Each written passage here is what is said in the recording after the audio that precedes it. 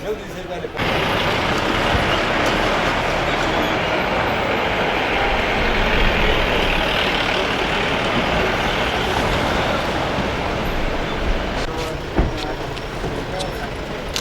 चले आगे चले सर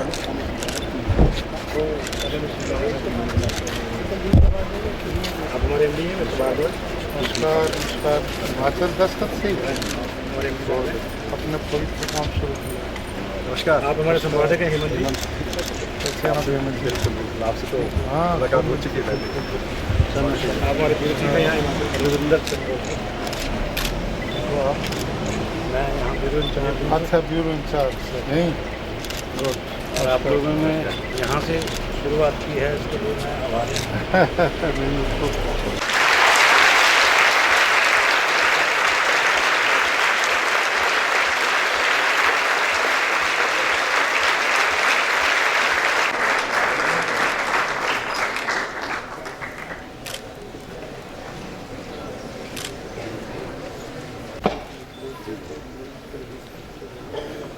तो हमने सोचा कि क्यों ना कुछ इस तरह का एक इंटरेक्शन हम किया करने की कोशिश करें।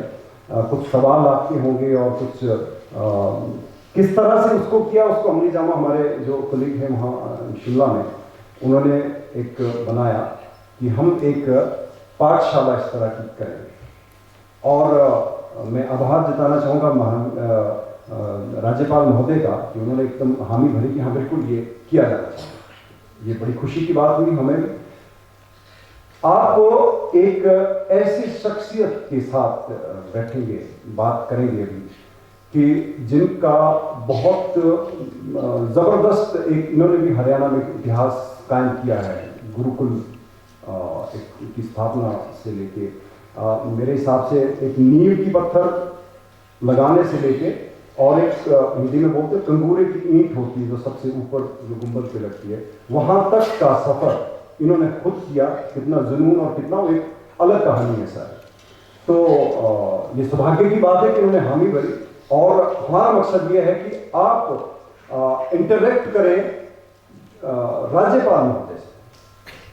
मैं आप सभी स्टूडेंट्स को बहुत बधाई दे रहा हूँ अभी से कि आप एक इतिहास का हिस्सा बनने जा रहे हैं। और एक बार फिर मैं राज्यपाल महोदय का बहुत बहुत स्वागत करता हूं और आभार व्यक्त करता हूं, और इन्हें विश्वास दिलाता हूं कि ऐसे बहुत सारे आयोजन हम करने की कोशिश करेंगे।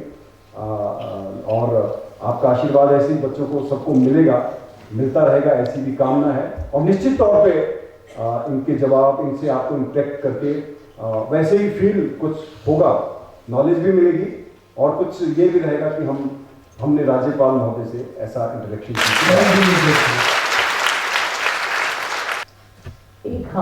एक सुनहरा मौका है आपके लिए कि राज्यपाल महोदय से डायरेक्टली आपको इंटरेक्ट करने का मौका मिल रहा है। मैं हिमाचल दस्तक को बधाई देती हूँ कि इस तरह का उन्होंने पहल की है, और हमीरपुर ज़िले को उन्होंने इस काम के लिए चुना है, जो आचार्य जी की पाठशाला का एक पूरा कॉन्सेप्ट ऑर्गेनाइज स्टार्ट करने के लिए। इस बात के लिए मैं उनको बधाई देती हूँ।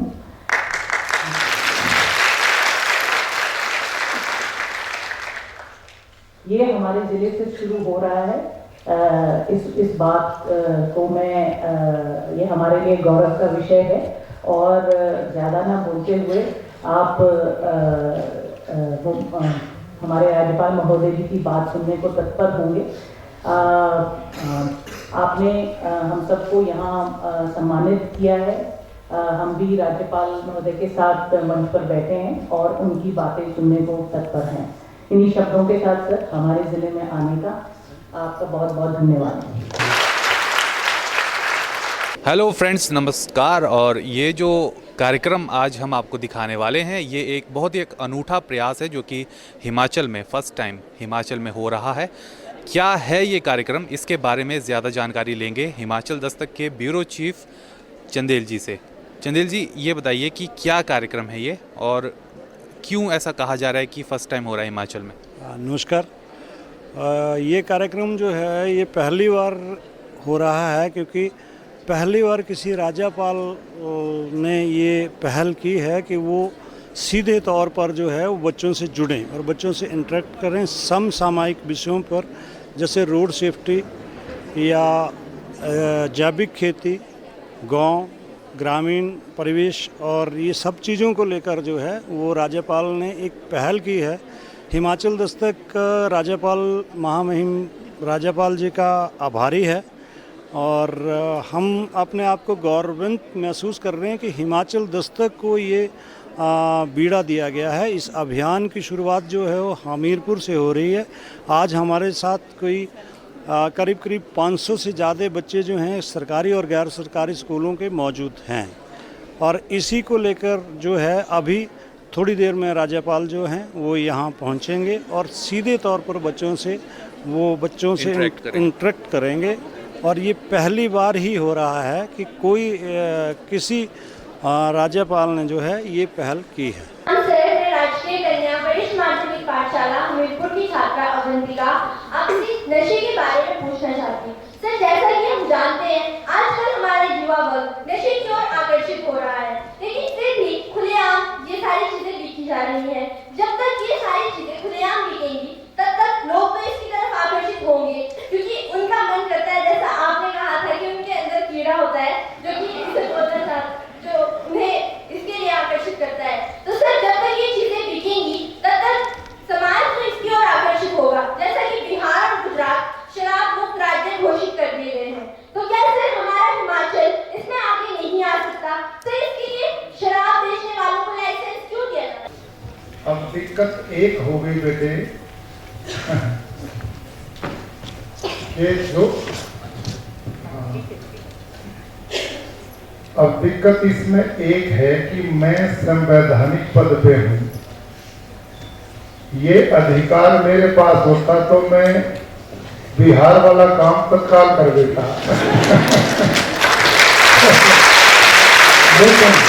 लेकिन इससे कोई चिंता की बात नहीं है।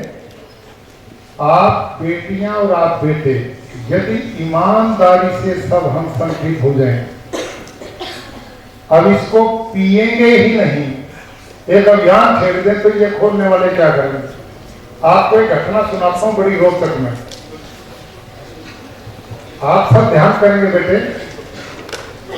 पिछले 30 साल पहले दुनिया के शक्तिशाली देशों ने एक दंगल प्रस्ताव पारित किया था और उसके अंतर्गत जबरदस्ती अपने देश की वस्तुओं को दूसरे देशों पर थोपा गया कि वो तुमने खरीदनी ही पड़ेगी, और उस प्रस्ताव को अपनी दादागिरी में उन्होंने लागू कर दिया। उसमें घटना घटी, ये सुनने की बात है, इससे 2 लाभ होंगे, आपकी बात का उत्तर भी होगा और देशभक्ति का जज्बा क्या होता है ये भी आपको मिलेगा। अमेरिका में एक प्रांत है कैलिफोर्निया, उस प्रांत में संतरा होता है बहुत मोटा, बहुत रसदार, बहुत मीठा और बहुत महंगा भी नहीं होता।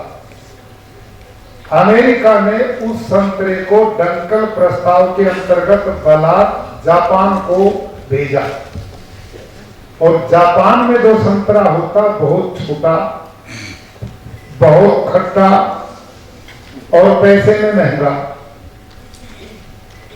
और ऐसे देश को वो संतरा भेज दिया गया।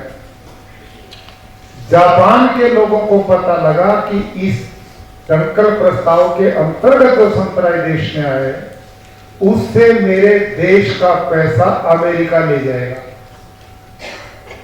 वहां के देशभक्त महिला पुरुषों ने संकल्प लिया कि हम अपने देश का महंगा, खट्टा, कम रस वाला संतरा खाएंगे, सस्ता, बढ़िया, स्वादिष्ट अमेरिका का संतरा इसलिए नहीं खाएंगे क्योंकि हमारे देश का पैसा बाहर जाएगा।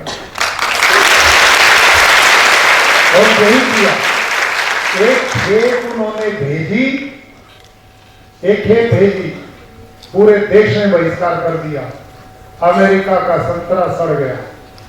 उन्होंने फिर दूसरी बार प्रयास किया भेजने का, वो भी सड़ गया। और तीसरी बार भी हिम्मत की किसी ने नहीं खरीदा, दमकल प्रस्ताव लागू भी कर लिया और अपने देश का पैसा भी नहीं भेजा। और उसके बाद अमेरिका ने कोई भी वस्तु जापान को निर्यात करने की सोची नहीं और जीत हो गई। तो इस सोच के साथ हम सब ने मिलके एक ऐसा वातावरण बनाना पड़ेगा कि जो नशा मुक्त समाज हो। जब हम कोई पिएगा नहीं, बीड़ी नहीं पिएगा, सिगरेट नहीं पिएगा, दारू नहीं पिएगा, कोई नशा नहीं करेगा, तो जिस चीज की खपत नहीं होगी वो बनाने वाला क्या करेगा? एक समय आएगा वो सरेंडर करेगा। तो कोई दिक्कत नहीं, हम सब ने, आप जैसे प्यारे बच्चे आज यहाँ हैं, आप 500 हैं, आपने 5000 को अपने विचार का बनाना, 5000 और को अपने विचार का बनाएंगे तो हम एक समाज को बदलने में समर्थ होंगे। कभी भी आप अपने मन में कमजोरी मत आने दो। कुछ नहीं हो सकता, यूं नहीं हो सकता, सब कुछ होगा। आप में इच्छा शक्ति मजबूत होनी चाहिए। मेरा प्रश्न ग्रेड रेट है। युवा जो कि हमारे देश की सबसे बड़ा रिसोर्स है, वो पढ़ता तो देश में है, अभी तो बाहर जाकर अपनी नौकरी करता है। जो हमारे देश का इतना बड़ा रिसोर्स है, अगर वही बाहर चला जाएगा तो हमारे देश का उद्धार कैसे होगा? में आया है कि जो हमारी प्रतिभाएं हैं, योग्य लोग हैं, हम उनका इतना उपयोग नहीं कर पाए और वो विदेशों में जाकर के दूसरे देश के लोग उनकी प्रतिभा का लाभ उठाते हैं।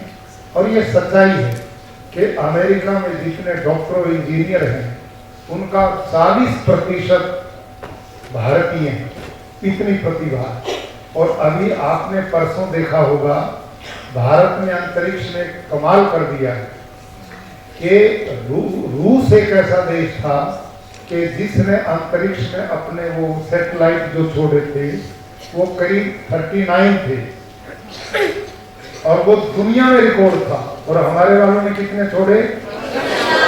104 एकदम स्थापित कर दी। दुनिया को बता दिया हमारी कितनी बड़ी क्षमता है। तो इस दिशा में बड़ी तेजी से भारत विकास की ओर बढ़ रहा है। माननीय प्रधानमंत्री जी जो हैं उनके जहन में ये बात बड़ी अच्छी तरह से है। 3-4 बार मिलने का मेरे को डायरेक्ट मौका मिला और इन बिंदुओं पे चर्चा हुई है।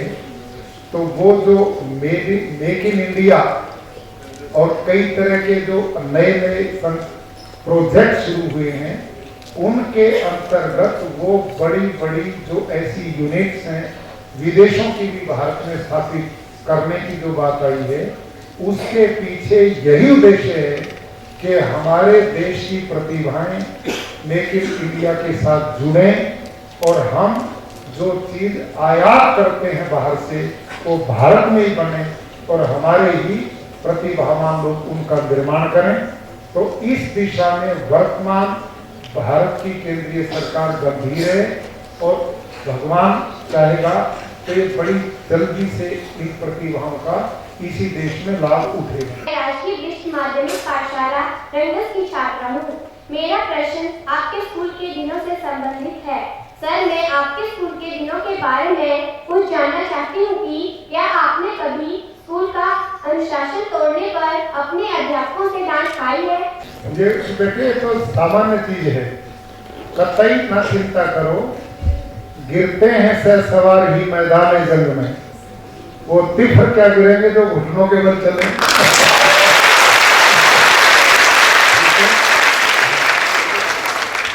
ये जो आयु है आपकी, ये आयु ये तो एक मस्त है, भगवान की देन है आयु। इसमें मतलब गलतियां होंगी, गलतियों से ही सीखते हैं और ये स्वाभाविक है। लेकिन इतना जरूर है, गलतियां होती थी, कई तरह की होती थी और अब समय पता नहीं है कि नहीं सुना भी देता है। सुनाऊं? बड़ी रोचक घटना है। मैं एक गुरुकुल में पढ़ता था, वो रेजिडेंशियल थे, छोटी जगह थी, वो नया बना था, जहाँ मैं 6th क्लास से ही प्रवेश करा दिया था। अब बचपन में वहाँ इकट्ठे रहते थे, हम छोटे थे, बड़ी क्लास के बड़े थे लड़के। तो एक 10th क्लास में लड़का था, बड़ा बलवान था, व्यायाम बड़ी करता था, मेहनत करता था, और मैं 6th में था, पतला सा था, हल्का सा था, मजबूत नहीं था। तो एक घटना क्या हुई, उस गुरुकुल में गाय नहीं थी और मेरे घर में कई गाय थी। वहाँ के जो प्रिंसिपल थे आचार्य जी, उन्होंने मेरे पिताजी को कहा कि जी आपके पास कई गाय हैं और यहाँ बच्चों को दूध की जरूरत था, कोई गाय दो। पिताजी ने कहा 10-12 किलो दूध था कि ये मैं दान में देता हूँ, गुरुकुल में बच्चे पिएंगे। और वो गाय उन्होंने दान में गुरुकुल को दे दी। और गुरुजी जो थे, और वो गुरुजी ने कहा भाई तेरे पिताजी ने दान की, तू इसकी सेवा कर। ये डबल काम हो गया मेरे लिए। गाय तो दे दी, पिताजी गुरुजी कह लगे आप इसकी सेवा करोगे। और मैं 6वीं क्लास में गाय से इतना प्यार हुआ कि मैं उसका चारा भी करता, दूध भी निकालता और उसकी सेवा करता। तो एक दिन कमाल की घटना हुई, आपको भी जान के खुशी होगी ये कितना पशु में प्यार होता है। एक दिन सवेरे सर्दी के दिन थे और मैं उस गाय का चारा दूध निकाल के और वहां धूप सेकने के लिए बैठ गया। हाथ फिर रहे थे, सर्दी थी, दिसंबर जनवरी। तो वो जो बड़ा लड़का था ना, जवान था, उसका नाम संतलाल था, भी याद है मेरे को। वो मेरे पास आया, उन्होंने मेरे साथ शरारत करनी शुरू की। वो कहने लगा तेरे को शीर्षासन करना सिखाता हूँ। शीर्षासन समझते हो ना? फिर नीचे पैर ऊपर। तो मैं हल्का था, अब 6th क्लास में था, वो बलवान बड़ा था।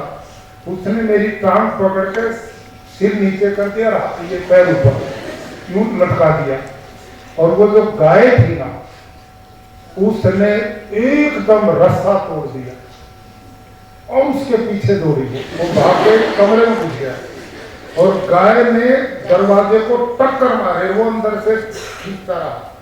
यानी कि दरवाजा खुल जाता तो वो उसको मारती, और उसको छोड़कर गाय मेरे पास आई, मेरे सिर को चाटना शुरू कर दिया। तो उस दिन मेरे को पता लगा अब तेरे को कोई खतरा नहीं है। और मैं शरारती उस गाय ने बनाया स्कूल में। क्या करता मैं, कोई भी थोड़ी बहुत अनबन हो जाती आपस में तो किसी को मारता और सीधा गाय पे खड़ा हो जाता। ये काम करता था। तो ऐसी कई घटनाएं हुई। तो गाय, फिर मैंने क्या काम किया, उसको रस्सा बांधना बंद कर दिया।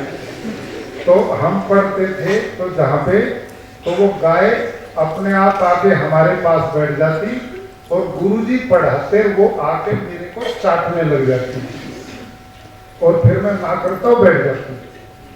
अब कभी भी किसी ने जब तक गाय रही मेरी और कठोर आंख से देखने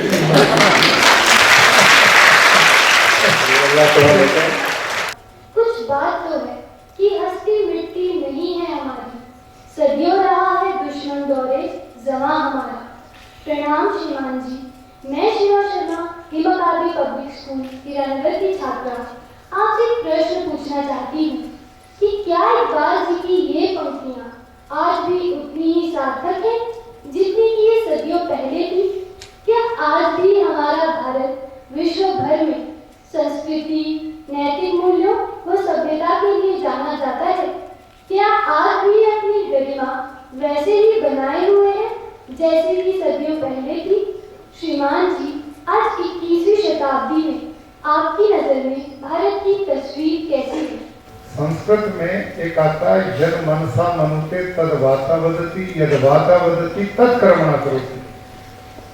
एक युग था कि जब भारतीय जनमानस के द्वारा एक वातावरण ऐसा बना दिया गया था कि जिसमें लोग जो मन में सोचते थे वही वाणी में होता था और जो वाणी में होता था वही कर्म में होता था। हम महाभारत काल के बाद लंबी गुलामी से गुजरे।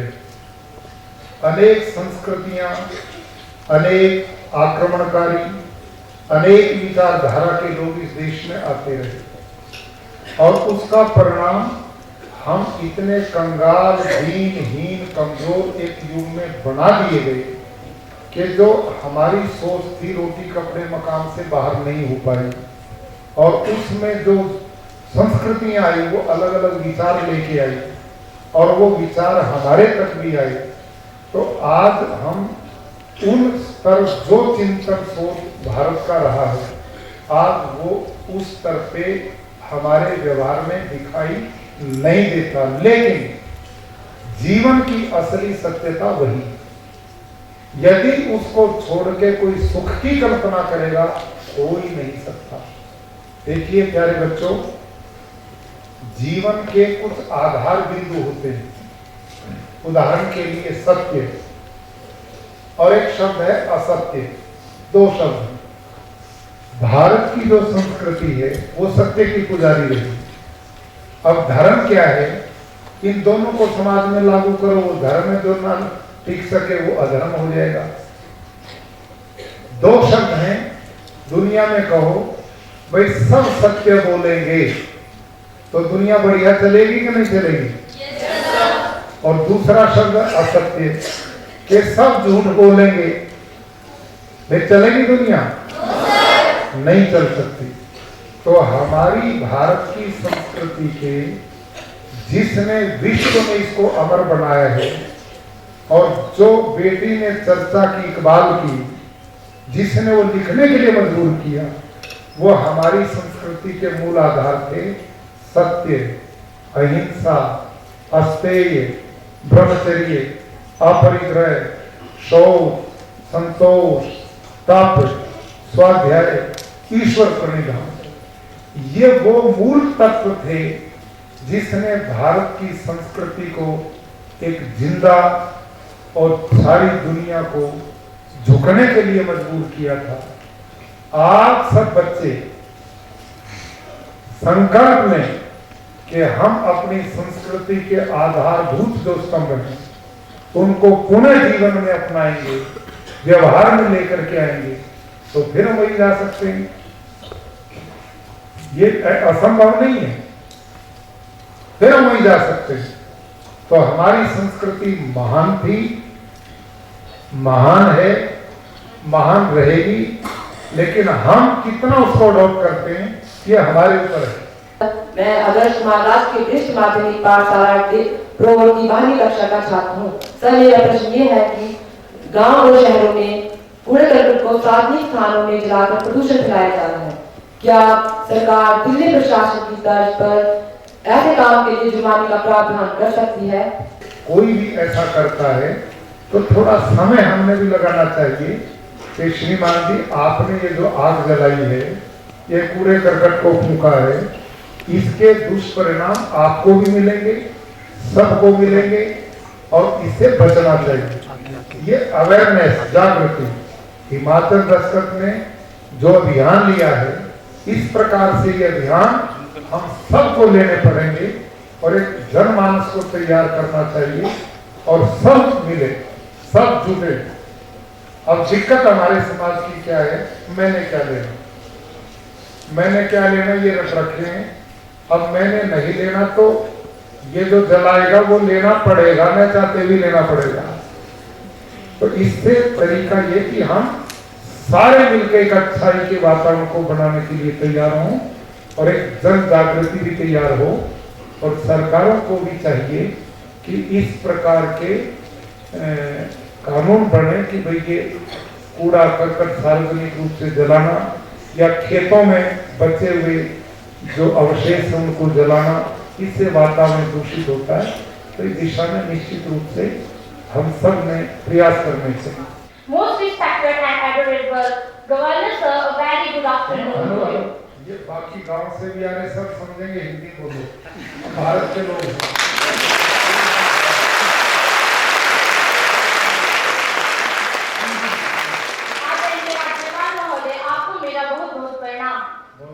मेरा प्रश्न है कि आजकल हम जानते ही हैं कि जैसे कि सरकार ने सिस्टम इम्प्लीमेंट किया है, जिसके अकॉर्डिंग एक 8 तक के बच्चों को फेल नहीं किया जा सकता है, जिससे कई बच्चे जो है इसके कारण पिछड़ गए हैं और आगे उन्हें बहुत सी कठिनाइयों का सामना भी करना पड़ रहा है। तो मेरा आपसे प्रश्न है कि इसका होना आवश्यक है या नहीं?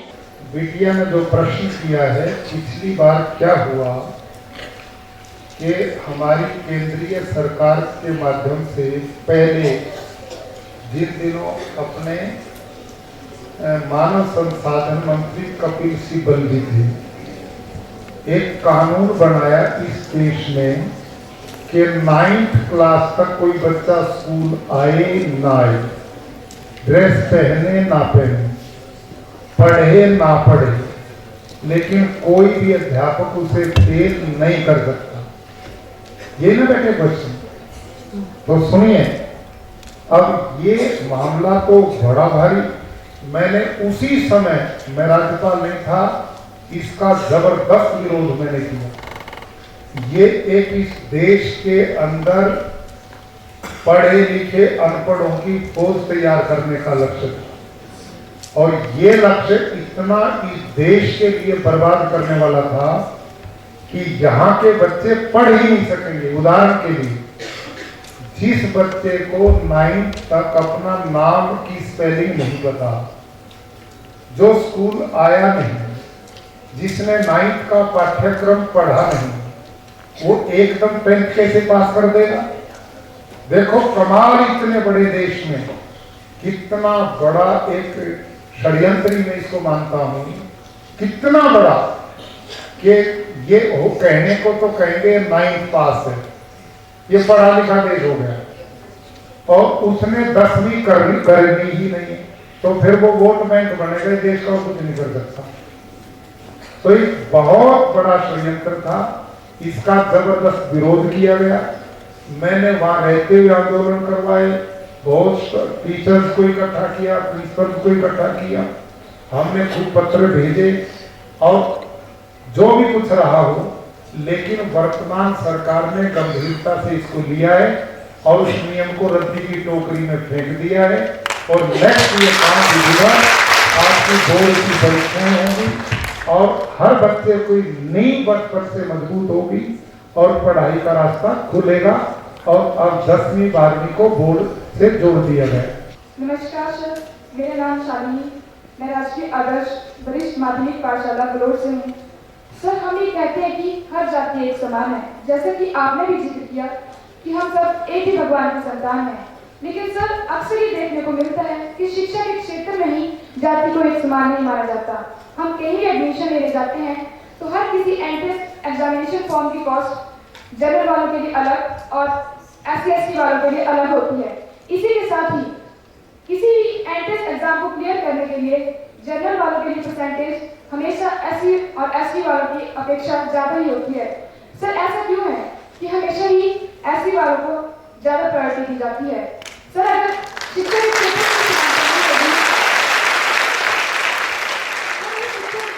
समानता नहीं होगी तो हम अन्य क्षेत्रों में समानता की उम्मीद कैसे कर सकते हैं? Thank you.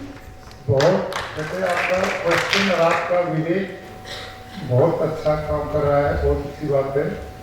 लेकिन दिक्कत ये है कि मैं जिस पद पर बैठा रखा हूँ, मैं बेटे इस बारे में बोल नहीं सकता, ठीक है। लेकिन आपका जो चिंतन है, सोच है, इसको एक समय आएगा जब हम समान हो जाएंगे, सब एक विचारधारा के हो जाएंगे, तो ये वास्तव में अपने आप हो जाएगा।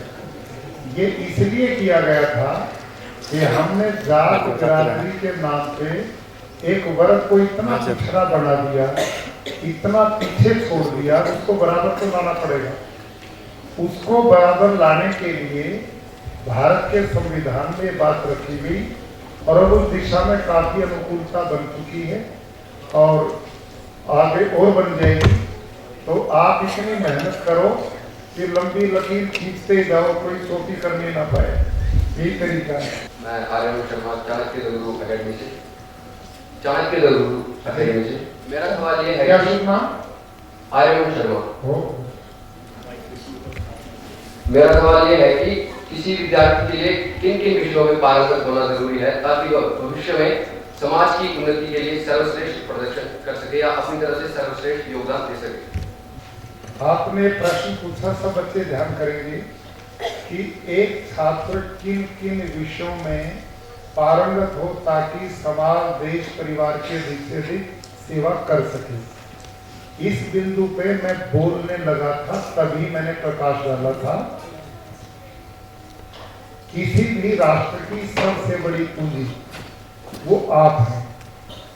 नेताजी सुभाष चंद्र से पूछा किसी ने कि राष्ट्रों का निर्माण किससे होता है, तो उन्होंने उत्तर दिया, ध्यान करेंगे बच्चे, उन्होंने कहा राष्ट्रों का निर्माण बहुत ज्यादा रेल की पटरियां बिछाने से नहीं होता, राष्ट्रों का निर्माण बहुत सड़कों का जाल बिछाने से भी नहीं होता, राष्ट्रों का निर्माण बहुत बड़े कल कारखानों के बनाने से भी नहीं होता, और राष्ट्रों का निर्माण बहुत बड़ी अट्टालिकाओं से भी नहीं होता, धन वैभव से भी नहीं होता। राष्ट्रों का निर्माण होता वीर पुंगवों के शौर्य से। राष्ट्रों का निर्माण होता है उस देश की युवा पीढ़ी, वो युवा पीढ़ी जो संस्कारवान है, जो विवेकशील है, जिसमें राष्ट्र भक्ति का वादा है, जिसमें अपने बड़ों के प्रति सम्मान का भाव है। ऐसी युवा शक्ति जिस देश में होगी तो राष्ट्र स्वतः ही प्रगति करेगा। ये तो मेरा कहना है कि आपकी जो आयु है, जो मैंने पहले भी कही है कि इस आयु में युवा शक्ति के पास बहुत एनर्जी होती है। इतनी एनर्जी है आपके पास में कि आप कुछ भी कर सकते हैं। बस पॉजिटिव चलेगी तो निर्माण होता जाएगा, और वो नेगेटिव होगी तो विनाश होता जाएगा। इसका ध्यान करना है। अब पॉजिटिव कैसे बनेगी? वो बनेगी आपके माता पिता के संपर्क से, अच्छे गुरुजनों के संपर्क से, अच्छे सत्संग से, श्रेष्ठ लोगों से, पॉजिटिव सोच वाले लोगों के संपर्क में बैठ करके। जो बच्चे इस उम्र में नंबर 1 स्वास्थ्य का ध्यान रखते हैं, सवेरे योग, प्राणायाम, अच्छे विचार, अच्छा खान पान, शरीर स्वस्थ, मन बुद्धि भी स्वस्थ रहेंगे, आत्मा भी स्वस्थ रहेगी।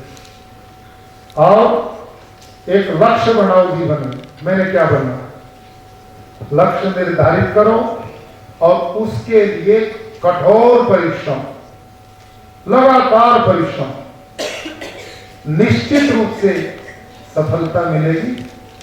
और पॉजिटिव अच्छे संस्कार तो जीवन का आधार है ही, तो अपने आप रास्ते बनते चले जाते हैं और समय परिस्थितियां आदमी को वैसे भी आगे बढ़ा देती हैं। सादर प्रणाम। मैं राजकीय विश्व माध्यमिक पाठशाला मोड़ की छात्र हूँ। मेरा नाम अंजना है। मैं आपसे प्रश्न करना चाहती हूँ कि सड़कों पर बैलों और गायों को देखकर असहनीय पीड़ा होती है। यह हमारी औद्योगिक क्रांति और स्वार्थ भावना का परिणाम है। मैं ये चाहती हूँ कि सरकार इनका उचित व्यवस्था करवाएं ताकि ये सड़क पर ना भटकें। धन्यवाद। और सड़कों पे छोड़ो, ये स्वार्थ की बात है। तो हाई कोर्ट का एक निर्णय आया था कि सरकार को चाहिए कि इनके गो सदन बनाए जाएं और इनको जगह जगह ऐसे सदन बने कि सबकी सुरक्षा और इनके सारे की व्यवस्था वहाँ हो। तो इस दिशा में बेटी ने बात कही है। मैं प्रयास इसके बारे में कर रहा हूँ। अनेक गौशालाएं मेरे आने के बाद भी लोगों को मैंने प्रेरित किया है और इस दिशा में जरूर और प्रयास करेंगे। और सरकार तक भी मैं दोबारा आपकी बात पहुंचाऊंगा कि इस दिशा में काम होना ही चाहिए। आपकी बात का मैं पूर्ण समर्थन करता हूँ। मैं पब्लिक स्कूल की छात्रा हूँ। जैसे कि हम सब जानते हैं कि जो पार्लियामेंट की कैंटीन है वहाँ पे खाना काफी सस्ता मिलता है। वहाँ 2 रुपए की रोटी, 3 रुपए की चाय और 60 रुपए की एक खाने की थाली मिल जाती है। जबकि हमारे आसपास देखा जाए तो एक खाने की थाली 200 रुपए की मिलती है। हम जानते हैं कि जो हमारे MPs हैं, MLAs हैं, वो काफी महलों, बड़े बड़े महलों में रहते हैं। उन्हें 50,000 यूनिट्स ऑफ इलेक्ट्रिसिटी हर साल उन्हें दी जाती है। They can make local calls for free, so and they earn in lakhs. But आसपास गरीब लोग हैं, कुछ लेबरर्स हैं जिन्हें इस सब चीज़ों की ज़रूरत है, वो खाने की ज़रूरत है, उन्हें ये सब नहीं मिल रहा, तो ऐसा क्यों है? हाँ, बड़ी मजबूत है बिटिया। अब सुनो आगे मजबूत रहो। ऐसा क्या नाम बता बिटिया का? अनन्या। तो आप तो हो ही अनन्या। अन्यों से भी अलग हटके काम करना आपने। एक काम करना, आप पढ़ो लिखो खूब पढ़ो और फिर एमएलए बनो, एमपी बनो, आप इलाज करो इनका।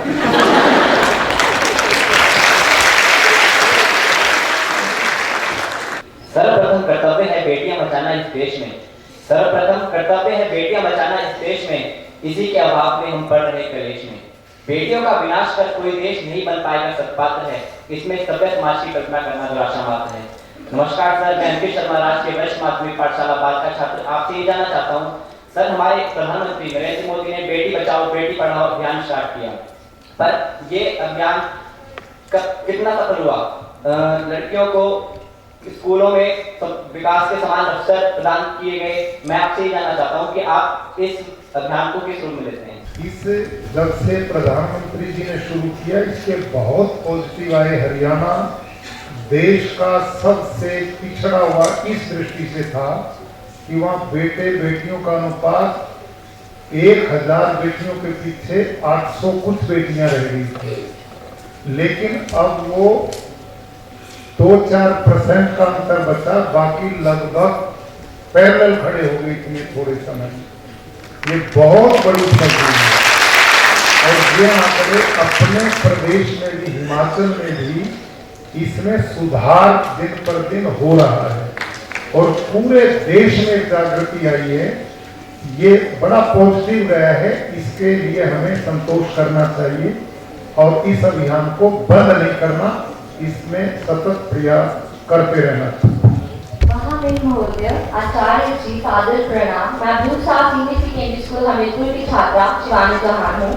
मेरा आपसे प्रश्न है कि आजकल जब भी हम कोई अपना इशू या कुछ भी काम करवाने एडमिनिस्ट्रेशन ऑफिस जाते हैं तो हमारी फाइल्स को पेंडिंग कर दिया जाता है। आजकल परसों, हफ्ते, दिन, सालों तक का समय दिया जाता है, पर वो कई सालों तक वो फाइल या वो इशू पेंडिंग ही रह जाता है। मेरा प्रश्न ये है कि जो ब्यूरोक्रेट्स वहाँ पे होते हैं उनको वो काम करते नहीं या उनसे कराया नहीं जाता है? आप तो छांट के ला रखे हो।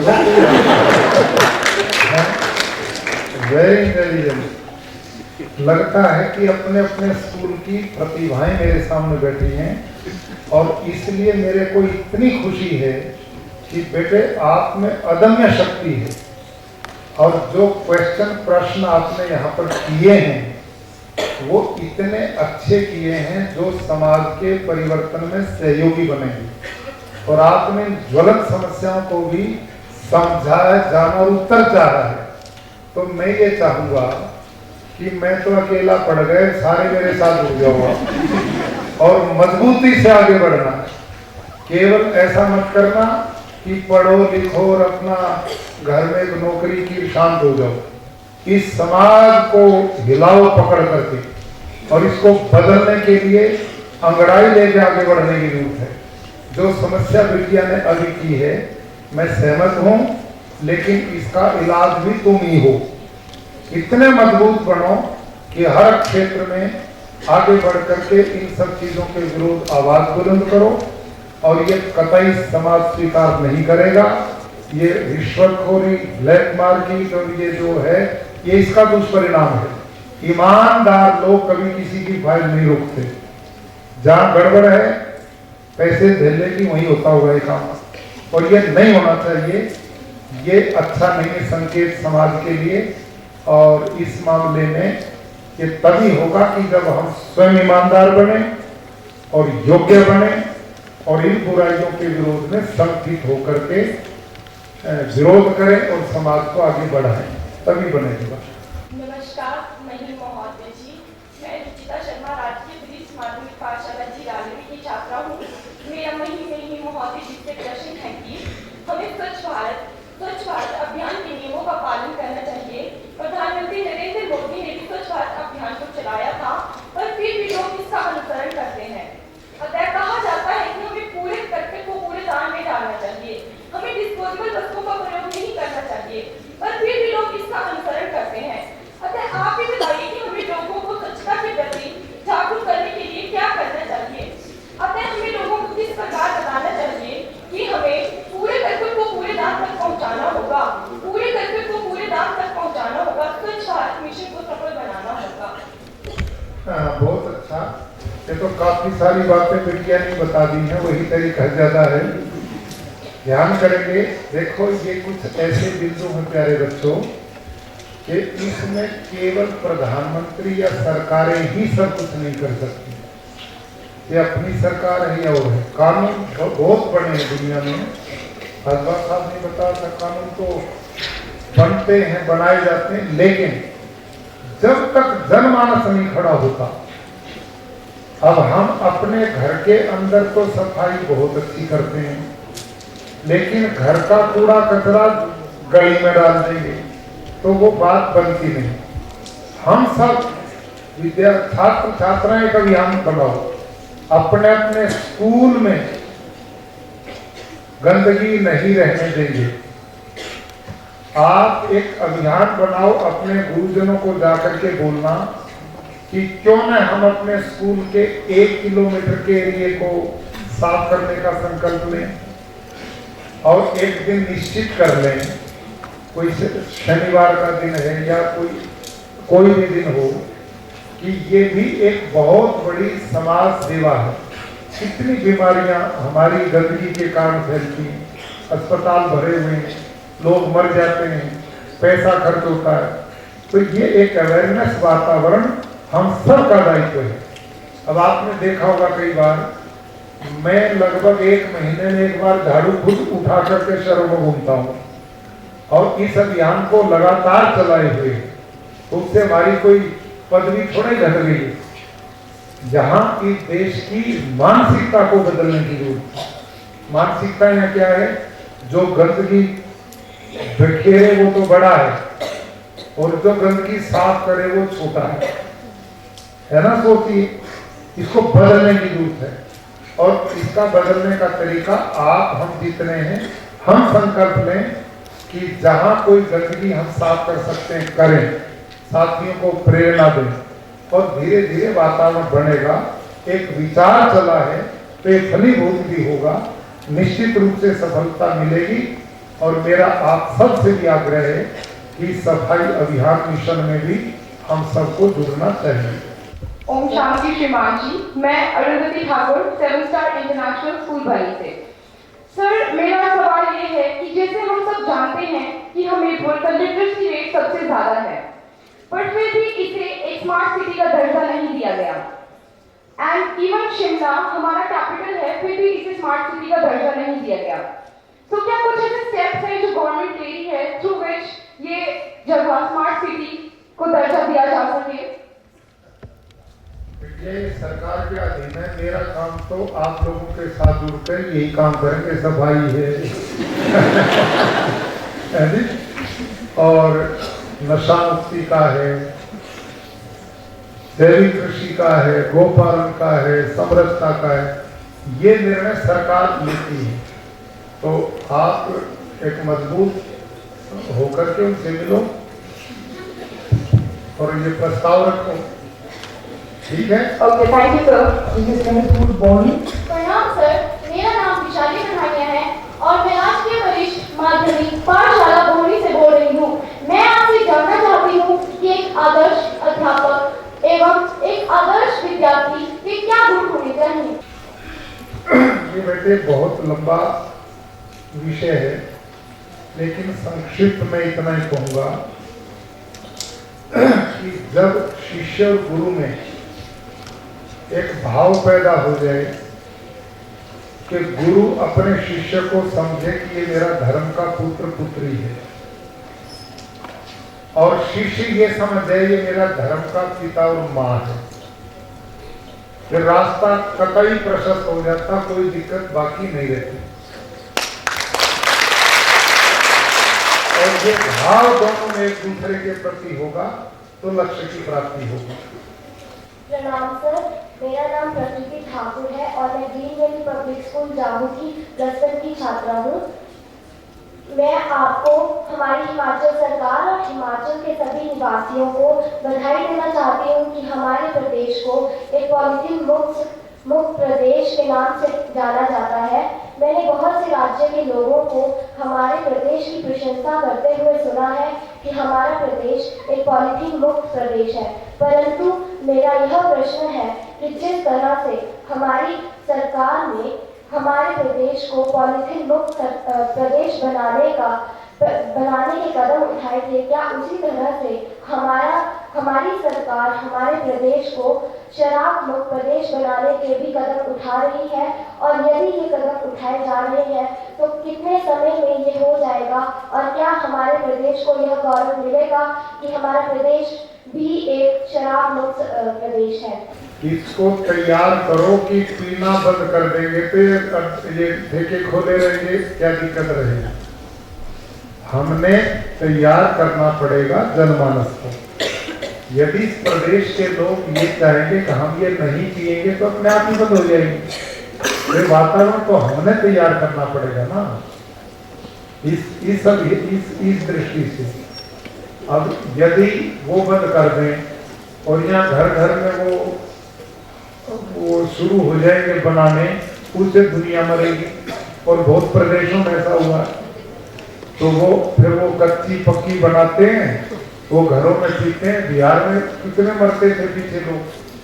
तो इसके लिए आप बच्चे हैं, युवा बनेंगे, बन गए आप तो, और एक वातावरण तैयार करो कि हमने इसको बिल्कुल शराब मुक्त बनाना है। तो बिल्कुल सब सरकार कोई भी आए तो फिर वो बेचारी अपने आप कहेंगे पीते नहीं तो हम खोल के क्या करेंगे। सर नमस्कार, मेरा नाम शिवानी है, मैं गवर्नमेंट सीनियर सेकेंडरी स्कूल कुठेरा की छात्रा हूँ।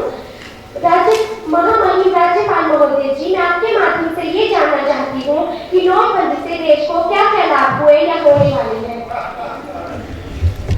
बहुत अच्छा।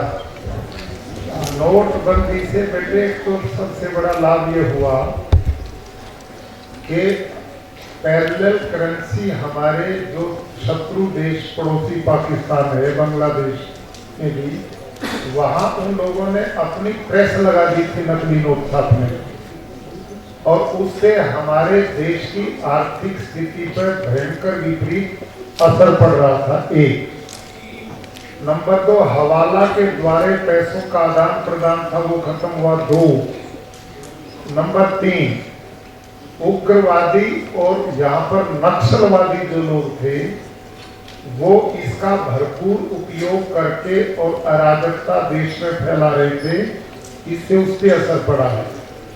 आपने देखा होगा जब नोट बंद हुआ तो कश्मीर में पत्थरबाजों की फौज थी वो शांत होकर के रह गई, और आतंकवादियों को जो ये पैसा मिलता था उस पर एक अंकुश लगा है। और इस पैसे का जो घरों में भारी मात्रा में जमा हुआ था वो पैसा अब बैंक में आया तो सर्कुलेशन में आएगा। सर्कुलेशन में आएगा तो उससे प्रदेश राष्ट्र की गति का रास्ता बनेगा। और जो पैसा इस ढंग से पड़ा तो टैक्स भी नहीं दिया जाता था, सर्कुलेशन में आएगा तो टैक्स बढ़ेगा। टैक्स बढ़ेगा तो देश में रोजगार और बहुत रास्ते खुलेंगे। आने वाले समय पर महंगाई भी डाउन आएगी और उसके कारण बैंकों के ब्याज को भी कम हो जाएगा। तो आने वाले आप अगले 6-7 महीने में अनुभव करेंगे कि इसका प्रदेश राष्ट्र के विकास में बहुत अनुकूल असर पड़ा। ऐसी अब तक जो अपना जो अर्थतंत्र के लोग हैं उनकी ऐसी मान्यता है। मैं आदित्य शर्मा गुरुकुल स्कूल से। मेरा आपसे ये प्रश्न है कि सरकारी तौर पर राष्ट्रभक्ति की भावना केवल राष्ट्रीय पर्वों पर ही औपचारिक रूप से देखने को मिलती है। क्या राष्ट्रीयता और नैतिकता की भावना विद्यार्थियों में भरने के लिए कोई शैक्षणिक पाठ्यक्रम निर्धारित नहीं किया जा सकता? मेरा मुख्य उद्देश्य वही रहा है कि बच्चों में नैतिक मूल्य, राष्ट्रीय भावना, देश समाज की सोच, छोटे बड़े की सोच ये नहीं आई तो वो शिक्षा केवल नॉलेज है, उसमें कोई फायदा नहीं है। और इसी का परिणाम ये है कि आज अपने यहाँ दुख होता मेरे को जो बड़े बड़े संस्थान में पढ़ने वाले बच्चे हैं, उनके हॉस्टल जाकर के देखो, वहाँ दारू की बोतलें मिलेंगी, ऊट पटांग उनके व्यवहार मिलेंगे, ना उनका सोने का समय, ना उनका जागने का समय, ना उनकी कोई दिनचर्या है। क्या करेंगे देश का वो? जिस देश का पढ़ने वाला युवक दारू पिएगा और संस्कारहीन होगा, तो फिर वो जो बड़ा होगा ऑफिसर नहीं बनेंगे, तो बिटिया ने जो पीछे का फाइल सरकेंगी नहीं, वहीं रहेगी वो, वही तो मेरा घर है। तो ये आधार, तो ये जो बात है, हमारे बच्चों को अक्षर ज्ञान के साथ उससे भी ज्यादा नैतिक मूल्य, मोरल वैल्यू, संस्कारवान शिक्षा, उनको कर्तव्य के प्रति भावना, तो इससे राष्ट्रीय सोच पैदा होकर देश आगे बढ़ेगा। ये बहुत अच्छी बात है, ऐसा होना चाहिए। मैं अमीशा कुमारी राष्ट्रीय वरिष्ठ माध्यमिक पाठशाला सुजानपुर की +2 की छात्रा हूँ। मेरा प्रश्न आपसे स्वच्छता से संबंधित है। अभी हाल ही में भारत के प्रधानमंत्री श्री नरेंद्र मोदी जी के द्वारा संपूर्ण स्वच्छता अभियान चलाया गया, जिसके तहत यह अभियान चलाया गया। तो इसमें कहा गया कि जो हमारी गंगा पवित्र नदी है उसको हम स्वच्छ करेंगे। पहले इसके लिए, इसको स्वच्छ करने के लिए लाखों करोड़ों रुपए खर्च किए गए, तो इसका स्वच्छ नहीं हो पाई हमारी गंगा नदी। तो आपको क्या लगता है कि संपूर्ण स्वच्छता अभियान के चलाने के बावजूद ये गंगा नदी स्वच्छ हो पाएगी? क्या हम आशा कर सकते हैं कि आगामी दिनों में हम गंगा को स्वच्छ देख पाएंगे? निराशा आई, काम की गति रुकी, वो लोग अपने स्तर पर लग रहे हैं और इस दिशा में प्रयास चल रहा है। गंगा क्या, हमारे लिए तो गंगा हमारा हिमाचल प्रदेश है। हमने मिल करके इसमें से गंदगी को समाप्त करना चाहिए और आप सब स्टूडेंट्स मिल करके इस मिशन में बहुत बड़ा योगदान दे सकते हैं और आशावादी बनो। वो नहीं कर रहा तो हम करेंगे, ये सोच लेकर के चलना चाहिए। Thank you.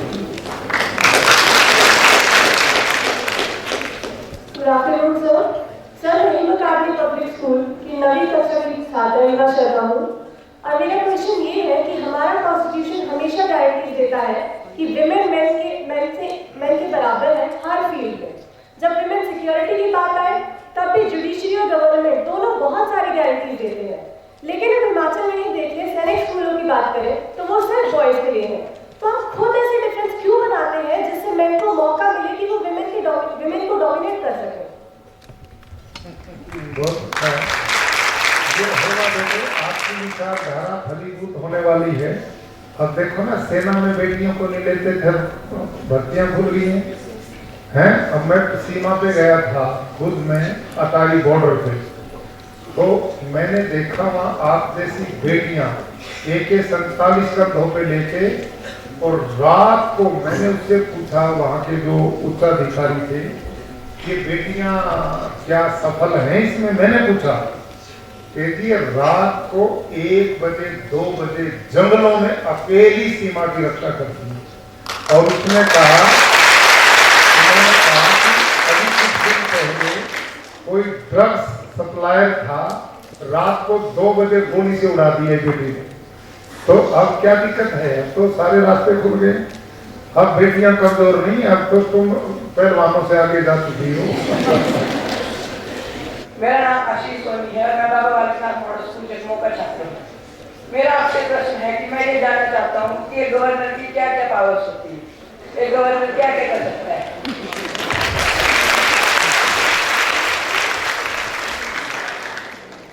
एक काम कर बेटे, मेहनत करो, पढ़ाई करो, गवर्नर करो,